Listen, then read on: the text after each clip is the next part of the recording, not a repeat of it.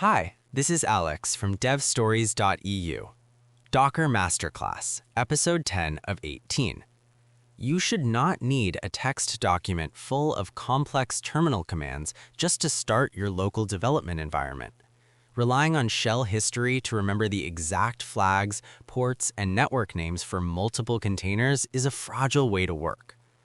Introduction to Docker Compose fixes this by turning your entire application stack into one declarative file. When you run an application, it rarely exists in isolation. You usually have a web server, a database, and maybe a caching layer. Starting them manually requires running multiple discrete commands.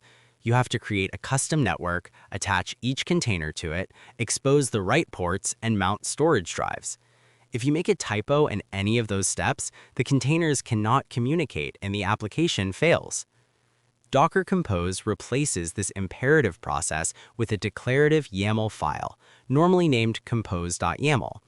Instead of telling Docker exactly what to do step by step, you declare the desired final state of your entire system. Docker Compose figures out the necessary steps to achieve that state. The YAML file is divided into three main structural sections. The first and most prominent section is called services. A service is simply a definition for a specific container in your application. Take a scenario where you are running a Node application alongside a MySQL database.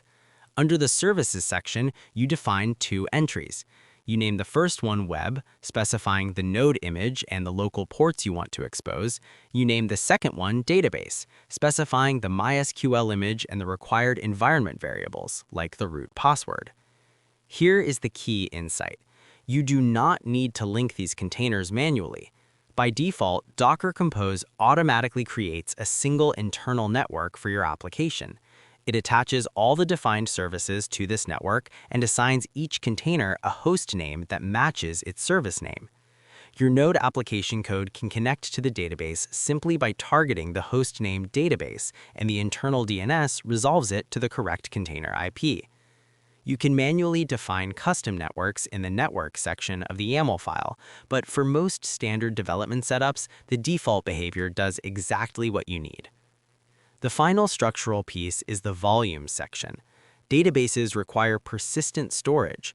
If the MySQL container shuts down, you do not want your data wiped out.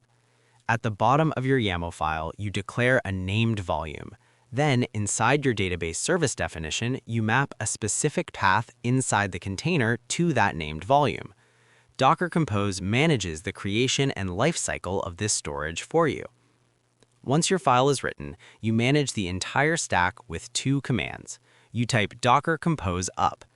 Compose reads the YAML file, creates the internal network, sets up the volumes, and starts the MySQL and Node containers. If you want to keep working in your terminal, you add the detach flag to run everything in the background. When you are done working, you do not stop and remove each container individually. You type Docker Compose down.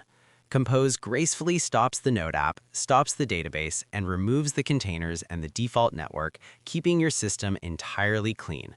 It leaves your named volumes intact, meaning your database records are waiting for you the next time you bring the stack up. Docker Compose shifts your mindset from managing individual isolated containers to managing complete application environments. Your infrastructure setup becomes a single piece of code that you can commit to version control and share instantly with your team. That's all for this one. Thanks for listening and keep building.